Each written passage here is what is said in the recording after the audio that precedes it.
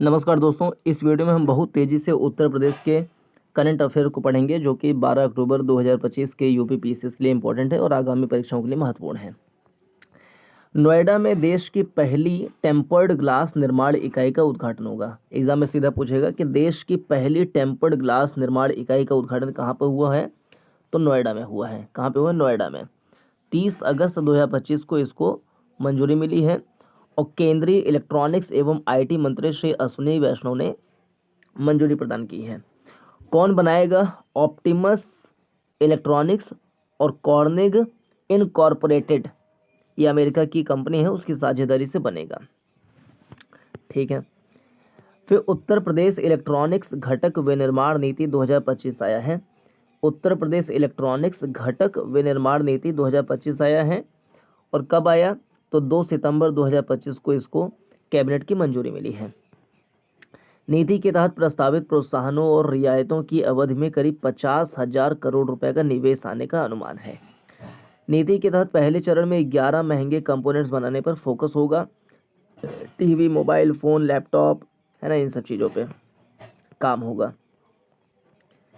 और यह नीति 1 अप्रैल 2025 से 6 वर्षों तक लागू होगी। 6 वर्षों की नीति, ये भी ध्यान रहे कि 6 वर्षों की नीति है ये।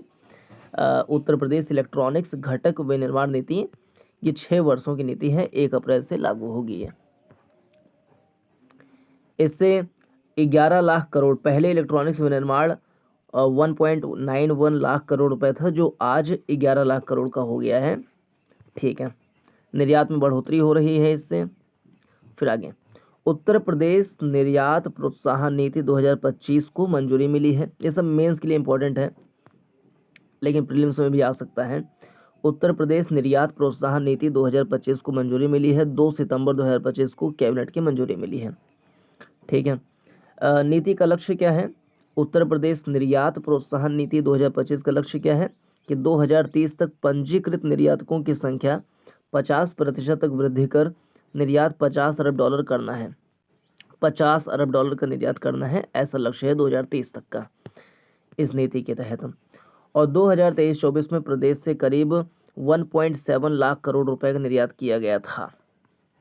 ठीक है, जो देश के कुल निर्यात का 5% है। ये भी ध्यान रहे कि पूरे देश के 5% निर्यात अकेले यूपी से हुआ था। 2023-24 में 1.7 लाख करोड़ रुपए का निर्यात हुआ था।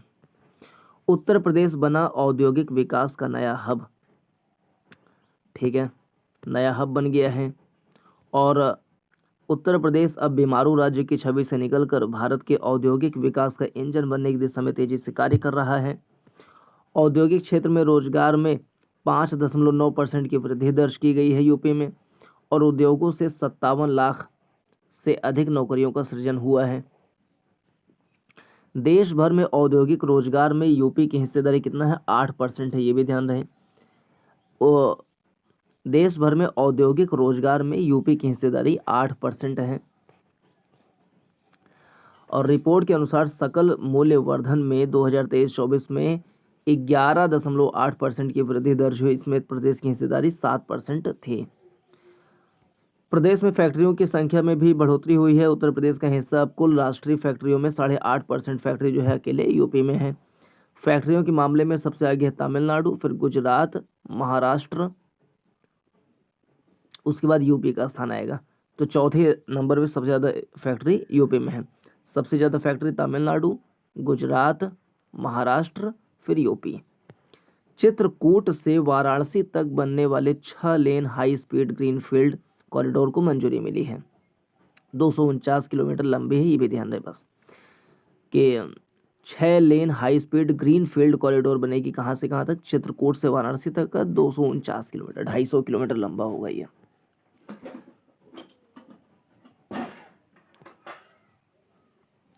है ना, चित्रकूट, प्रयागराज, वाराणसी सीधे जुड़ जाएंगे इससे। उत्तर प्रदेश सरकार ने प्रयागराज चित्रकूट विकास क्षेत्र में 6 जिलों को शामिल किया है। देश में पहली बार बनारस में रेल पटरियों के बीच सोलर पैनल बनेंगे। कहाँ पे? बनारस में। देश में पहली बार बनारस रेल इंजन कारखाना में रेलवे ट्रैक के बीच सोलर पैनल बनाए जाएंगे। पूर्णतया स्वदेशी तकनीक पर आधारित इस पैनल से रोजाना लगभग 67 यूनिट बिजली पैदा करेंगे।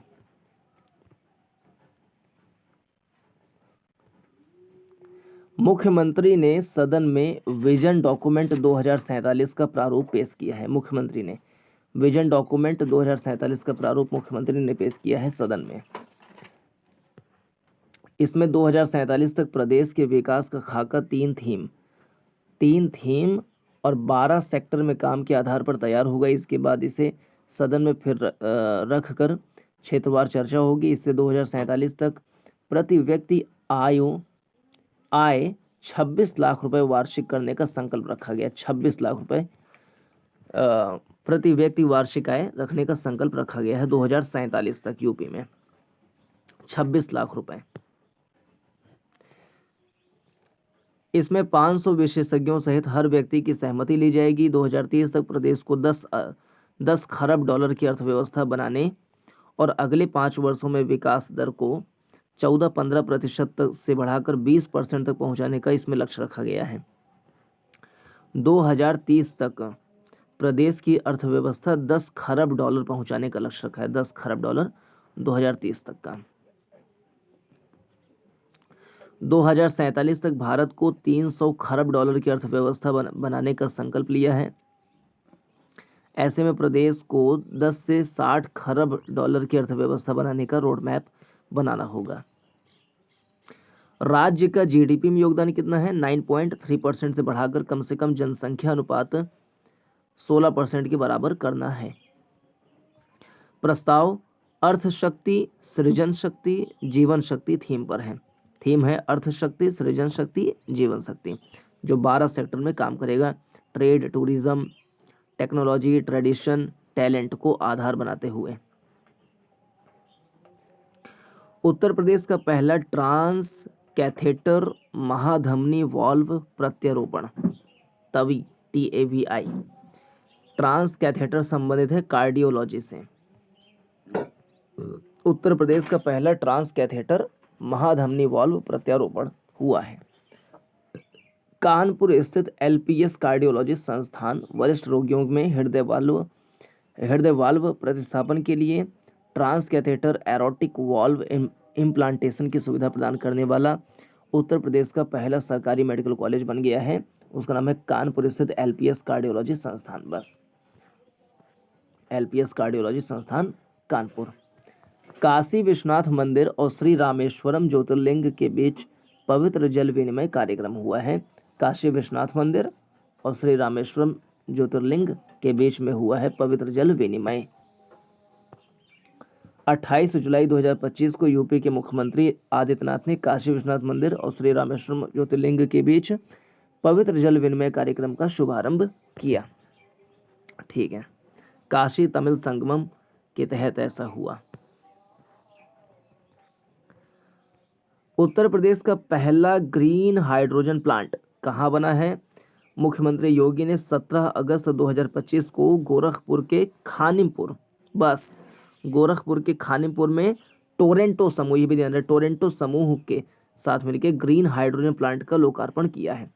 गोरखपुर के खानिमपुर में उत्तर प्रदेश का पहला ग्रीन हाइड्रोजन प्लांट बना है। टोरेंटो समूह की सहायता से ग्रीन हाइड्रोजन प्लांट बना है गोरखपुर के खानिमपुर में, और ये उत्तर प्रदेश का पहला है, ये भी ध्यान है।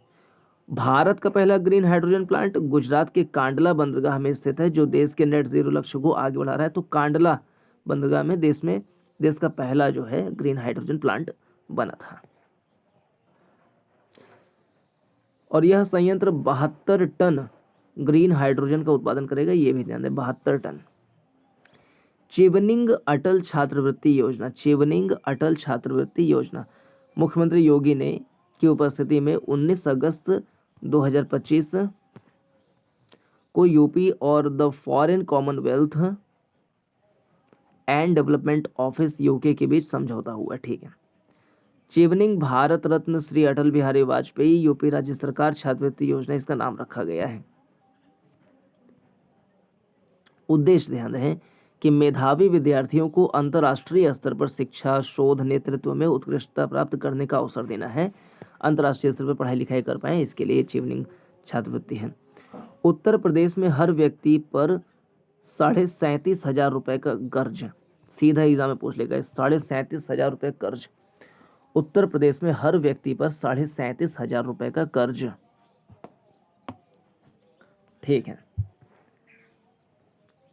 विगत 5 वर्षों में उत्तर प्रदेश पर उधार 6 लाख करोड़ से बढ़कर 9 लाख करोड़ रुपए होने का अनुमान है। इसके बाद भी राज्य का राजस्व घाटा 2.97% है। यह आरबीआई द्वारा निर्धारित सीमा के भीतर है। तो राज्य का राजस्व घाटा क्या 2.97%, ये इंपॉर्टेंट डाटा है। 2.97% यूपी का राजस्व घाटा है।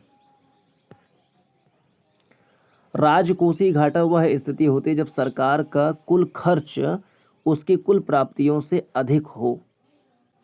यह घाटा इस बात का संकेत होता है कि सरकार को अपने खर्च पूरा करने के लिए कितनी उधार की जरूरत पड़ी।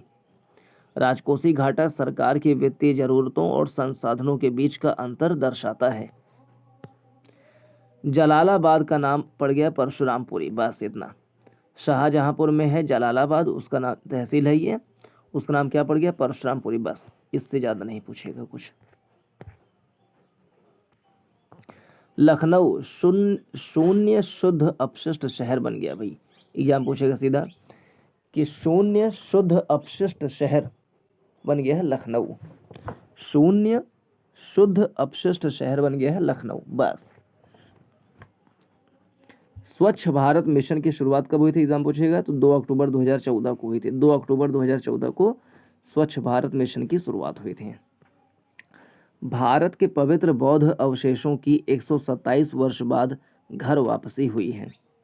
नरेंद्र मोदी ने 127 वर्षों के बाद भगवान बुद्ध के पवित्र पिपराहवा अवशेषों की भारत वापसी का स्वागत करते हुए इसे देश की सांस्कृतिक विरासत के लिए गौरवपूर्ण क्षण बताया है, बस। पिपराहवा अवशेष जिन्हें भगवान बुद्ध का अवशेष माना जाता है, 1898 में British engineer William Claxton Pepe द्वारा उत्तर प्रदेश के पिपराहवा स्तूप में खुदाई के दौरान प्राप्त हुए थे। पेप्पे ने प्राप्त किए थे। भगवान बुद्ध का जन्म स्थान प्राचीन कपिलवस्तु माना जाता है, लुम्बिनी में। ओके, इसके अलावा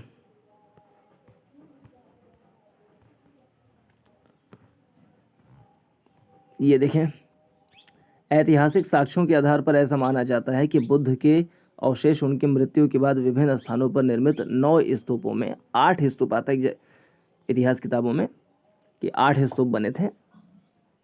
बिहार में राजगृह, वैशाली में फिर वैशाली, वेथादीपा, पावा, नेपाल में कपिलवस्तु, अल्लाकप्पा, रामग्राम, यूपी में कुशीनगर और पिप्पलवन।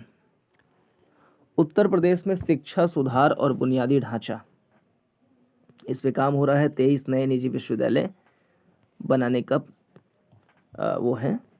ये पॉइंट ध्यान रहे, एग्जाम में यहाँ से आ सकते हैं मैचिंग के लिए कि देश का पहला आयुष विश्वविद्यालय महायोगी गुरु गोरक्षनाथ आयुष विश्वविद्यालय कहाँ बनेगा, गोरखपुर में स्थापित होगा।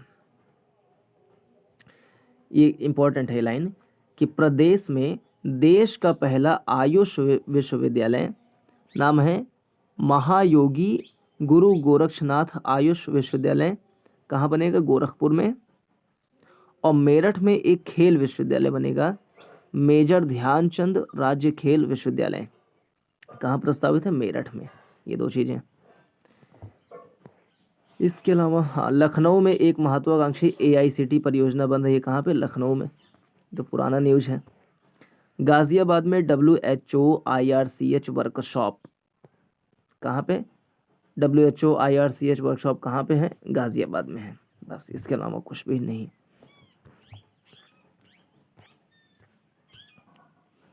उत्तर प्रदेश में 5 नए बीज पार्क की स्थापना होगी। 5 नए बीज पार्क की स्थापना होगी यूपी में। बीज पार्क पश्चिमी उत्तर प्रदेश, तराई मध्य उत्तर प्रदेश, बुंदेलखंड पूर्वी उत्तर प्रदेश। तो पश्चिमी उत्तर प्रदेश, पूर्वी उत्तर प्रदेश, मध्य उत्तर प्रदेश, तराई, बुंदेलखंड, यहाँ बनेंगे 5 बीज केंद्र। और प्रधानमंत्री चौधरी चरण सिंह के नाम पर पहला बीज पार्क अटारी लखनऊ में स्थापित हुआ है। ठीक है, पहला बीज केंद्र अटारी लखनऊ में बन गया है, अटल बिहारी मतलब इनके चौधरी चरण सिंह के नाम पे। अंतर्राष्ट्रीय आलू केंद्र का दक्षिण एशिया क्षेत्रीय केंद्र कहाँ बना है, आगरा में। सीधे एग्जाम में पूछेगा ऐसे कि अंतर्राष्ट्रीय आलू केंद्र का दक्षिण एशिया क्षेत्रीय केंद्र कहाँ पे है, आगरा में है। आगरा के सिंगना में, आगरा के सिंगना में, आगरा के सिंगना में है। अलीगढ़ में देश का सबसे बड़ा ताला संग्रहालय कहाँ पे है? देश का सबसे बड़ा ताला संग्रहालय अलीगढ़ में है।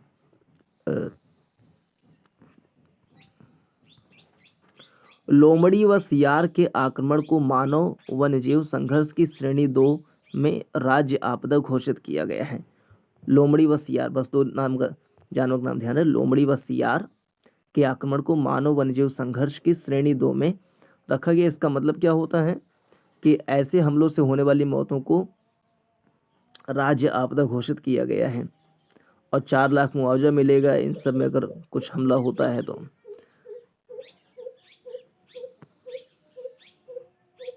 चलिए, कौन से 2 जानवर हैं इसको ध्यान है? लोमड़ी और सियार। लर्निंग बाय डूइंग कार्यक्रम ये किसका है? तो उत्तर प्रदेश सरकार का। बस इतना ध्यान रहे, लर्निंग बाय डूइंग कार्यक्रम किसका है? उत्तर प्रदेश सरकार का है। ये सरकारी स्कूलों में शिक्षा की गुणवत्ता सुधारने के लिए ऐसा किया गया है। उद्देश्य क्या है? कक्षा 6 से 8 तक के छात्रों को लकड़ी कार्य, धातु कार्य, ऊर्जा, पर्यावरण, कृषि, बागवानी इन सब में जो है दक्षता प्रदान, प्रशिक्षण प्रदान करना है। उत्तर प्रदेश का सलखन जीवाश्म पार्क यूनेस्को की अस्थायी सूची में शामिल है। ये सलखन जीवाश्म पार्क कहाँ है? सोनभद्र में है। कहाँ पे? सोनभद्र में है। यूनेस्को की टेंटेटिव सूची में शामिल किया गया। सलखन जीवाश्म पार्क सोनभद्र में है। उत्तर प्रदेश के कुशीनगर में इसरो का रॉकेट परीक्षण, तो इसरो का रॉकेट परीक्षण कहाँ हुआ है? कुशीनगर में हुआ है। उत्तर प्रदेश के कुशीनगर जिले के में जंगल पट्टी गांव में जो है ऐसा हुआ है। और किसने किया? थ्रस्ट टेक इंडिया लिमिटेड ने किया। इसरो के वैज्ञानिकों के देखरेख में थ्रस्ट टेक इंडिया लिमिटेड ने किया है। और रॉकेट 1 किलोमीटर 1100 मीटर की ऊंचाई पर गया। इसके अलावा कुछ भी नहीं। गोरखपुर लिंक एक्सप्रेसवे का उद्घाटन हुआ है। Gorakhpur link expressway, Gorakhpur link expressway बना है जी।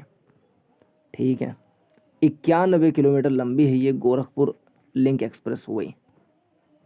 अच्छा, इससे देखें तो आजमगढ़, संत कबीर नगर, अंबेडकर नगर, गोरखपुर जुड़ेंगे। आजमगढ़, संत कबीर नगर, अंबेडकर नगर, गोरखपुर, ये 4 जिले इसमें जुड़ेंगे। ध्यान रहे अच्छे से। गोरखपुर एक्सप्रेसवे से ये तो गोरखपुर रहबे करेगा। फिर अंबेडकर नगर, आजमगढ़, कबीर, संत कबीर नगर। लखनऊ में प्रदेश का पहला स्पेस एस्ट्रोनॉमी, तो प्रदेश का पहला स्पेस एस्ट्रोनॉमी पार्क कहाँ बना? लखनऊ में, चक गजरिया city.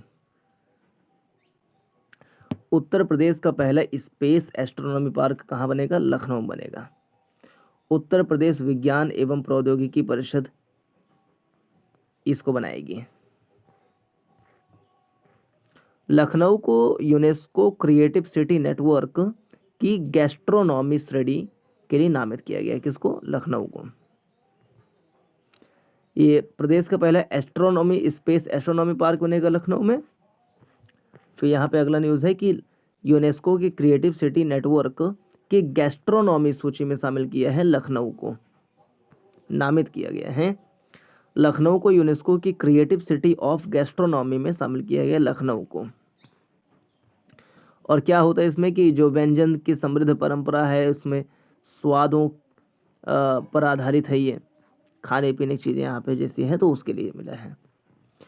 UNESCO creative city of gastronomy मिला है लखनऊ को। इसका उद्देश्य क्या है कि लखनऊ के नवाबी, शाकाहारी, मिठाई सबको जो है अंतर्राष्ट्रीय पहचान मिलेगी।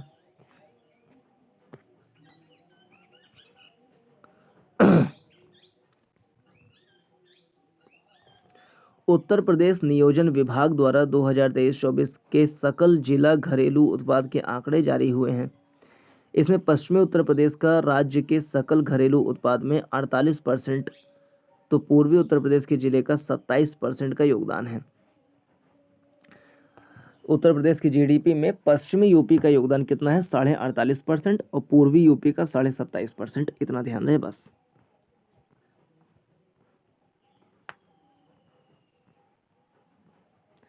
सर्वाधिक पिछड़े जिलों में दूसरे नंबर पर चित्रकूट है।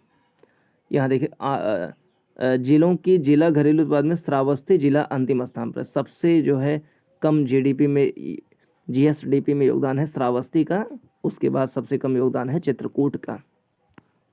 सब पिछड़े हैं, श्रावस्ती, चित्रकूट,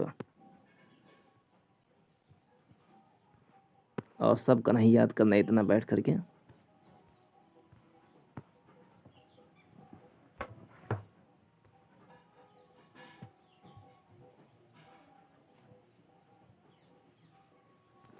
गौतम बुद्ध नगर देखें जिला वाइज, तो गौतम बुद्ध नगर का सबसे ज़्यादा है 10% का योगदान। जीएसडीपी में गौतम बुद्ध नगर का 10% योगदान है। लखनऊ का 5, गाजियाबाद का 4। यूपी के ललितपुर में बल्क ड्रग फार्मा पार्क का निर्माण। तो बल्क ड्रग फार्मा पार्क कहाँ बनेगा? ललितपुर में बनेगा, ललितपुर में, बस इससे ज़्यादा कुछ भी नहीं। और परियोजना भागीदार कंपनी कौन सी है? तो भारत बायोटेक और डॉक्टर रेड्डी लैब्स। ये भारत बायोटेक और डॉक्टर रेड्डी लैब्स मिलकर बनाएंगी सबसे बड़ा ड्रग फार्मा ललितपुर में। पुलिस भर्ती में अग्निवीरों को 20% क्षैतिज आरक्षण देने वाला उत्तर प्रदेश सरकार राज्य बन गया है। और किस में देगा? कांस्टेबल, पीएसी, घुड़सवार कांस्टेबल, फायरमैन, इन सब में 20% आरक्षण दे देंगे। पहला जंगल सफारी विस्टाडोम ट्रेन का शुभारंभ हुआ है। कहाँ से कहाँ तक चलेगा ये ट्रेन? कतर्निया घाट वन्यजीव अभयारण्य, कतर्निया घाट वन्यजीव अभयारण्य से चलेगा और दुधवा टाइगर रिजर्व तक जाएगा। दुधवा टाइगर रिजर्व इसको आपस में कनेक्ट करेगा और सब घूम सकते हैं इससे बढ़िया। एक गंतव्य 3 वन थीम पर है ये। बफर में सफर योजना जो है उत्तर प्रदेश सरकार ने लाया है, बफर में सफर योजना कि सफ़र करो, पर्यटन इससे बढ़ेगा। यूपी में जो इको पर्यटन है, यह योजना दुधवा, पीलीभीत, लखीमपुर खीरी के प्रमुख बाघ अभयारण्य को जोड़ता है। सुहागी बरवा, कतर्निया घाट वन्यजीव अभयारण्य, इन सबको आपस में जोड़ता है। बनारसी शहनाई और बनारसी तबला को जीआई टैग मिल गया है। तो बनारसी शहनाई, बनारसी तबला को जीआई टैग मिला है। सबसे ज़्यादा जीआई टैग भारत में देखें तो यूपी के ही पास है। यह टैग 10 वर्षों के लिए वैध होने के साथ, तो जीआई टैग कै साल के लिए होता है? 10 वर्षों के लिए होता है। देखें उत्तर प्रदेश जो है तमिलनाडु को पीछे छोड़कर सबसे अधिक जीआई टैग प्राप्त कर लिया है, ये ध्यान रहे। और वर्तमान में उसके पास 77 जीआई टैग हैं, ये भी ध्यान रहे। 77 जीआई टैग है, सबसे ज़्यादा यूपी के पास में 77 जीआई टैग। तमिलनाडु के पास जो है एक कम 70। और यूपी में भी सबसे ज़्यादा वाराणसी के पास में 32 जीआई टैग। तो यूपी में सबसे ज़्यादा है 77, उसमें बनारस में है 32 जीआई टैग। वाह। मुख्यमंत्री कृषक समृद्धि योजना लाया गया है, योगी आदित्यनाथ जी ने प्रस्तावित किया है। क्या नाम है योजना का? मुख्यमंत्री कृषक समृद्धि योजना। कृषक की समृद्धि हो जाएगी, इससे अमीर हो जाएंगे सारे कृषक। सीमांत किसानों की आय में वृद्धि होगी, उनका सशक्तिकरण होगा, ऐसा कह रही है सरकार। नाबार्ड के साथ सहकारी बैंकों की सक्रिय भागीदारी, ये भी ध्यान रहे कि नाबार्ड के साथ में और सहकारी बैंकों के साथ में भागीदारी के साथ में ये कार्य होगा, किसानों के लिए जो उनकी गरीबी मिटाएंगे। गोरखपुर में प्रदेश के चौथे अंतर्राष्ट्रीय क्रिकेट स्टेडियम, प्रदेश का चौथा अंतर्राष्ट्रीय क्रिकेट स्टेडियम कहाँ बन रहा है? गोरखपुर में बन रहा है, ये ध्यान रहे, गोरखपुर में। इसके अलावा कानपुर, लखनऊ में ऐसा बन चुका है और वाराणसी में भी निर्माणाधीन है। तो यूपी में कहाँ कहाँ अंतर्राष्ट्रीय क्रिकेट स्टेडियम बन रहा है, निर्माणाधीन है कुछ? एक लखनऊ तो अपना राजधानी होगा, मगर कानपुर काहे पीछे रहेगा? मोदी जी का वाराणसी और योगी जी का गोरखपुर। लखनऊ, कानपुर, वाराणसी, गोरखपुर, यहाँ बन रहा है क्रिकेट स्टेडियम। चौथा वाला जो प्रस्तावित है गोरखपुर में बन रहा है। आरबीआई ने लखनऊ स्थित HCBL कोऑपरेटिव बैंक को लाइसेंस रद्द कर दी। एग्जाम सीधा पूछेगा कि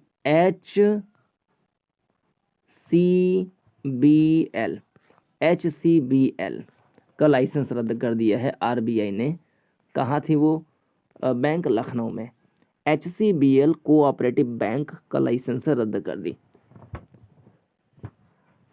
बैंकिंग विनियमन अधिनियम 1949 के तहत HCBL कोऑपरेटिव बैंक का लाइसेंस रद्द कर दी।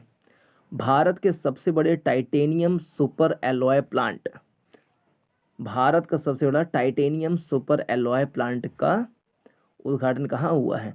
लखनऊ में हुआ है। भारत के सबसे बड़े टाइटेनियम सुपर एलॉय प्लांट का उद्घाटन कहाँ हुआ? लखनऊ में। सीधा पूछेगा। राजनाथ सिंह और योगी आदित्यनाथ को लखनऊ में जो है ऐसा देश के पहले टाइटेनियम व सुपर एलॉय प्लांट का उद्घाटन किया है लखनऊ में। कहाँ पे किया? लखनऊ में किया है टाइटेनियम प्लांट का उद्घाटन। ठीक है। एक एरोस्पेस प्रिसीजन कास्टिंग प्लांट जो सिंगल क्रिस्टल कास्टिंग के उत्पादन को सक्षम करेगा।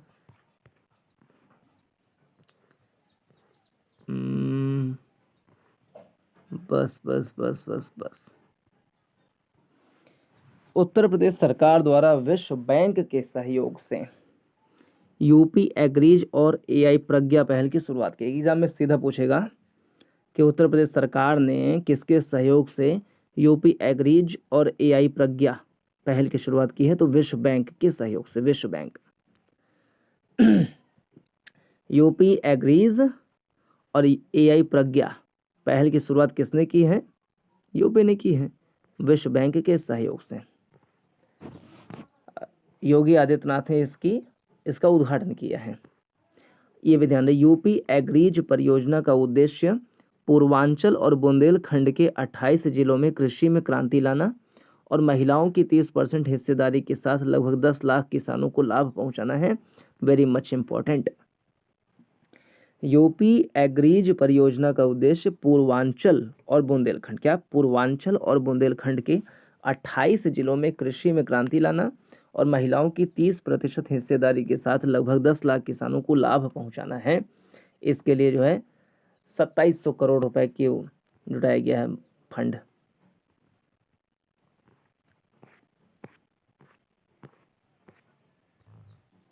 और एआई प्रज्ञा पहल के अंतर्गत राज्य सरकार का लक्ष्य 10 लाख युवाओं को कृत्रिम बुद्धिमत्ता तथा अन्य उभरती डिजिटल प्रौद्योगिकियों में प्रशिक्षित करना है। ठीक है, जिसमें machine learning, data analytics, cyber सुरक्षा, इन सब के क्षेत्र में बढ़ावा हो सके। जल संरक्षण मुहिम में प्रदेश में गोरखपुर शीर्ष पर है। ये ध्यान रहे, गोरखपुर शीर्ष पर। बस 735 अमृत सरोवर गोरखपुर में बनाए गए हैं। उत्तर प्रदेश का बजट वेरी मच इंपॉर्टेंट। इसमें इतना ही रखते हैं, बाकी नेक्स्ट वीडियो में। नमस्कार, जय हिंद।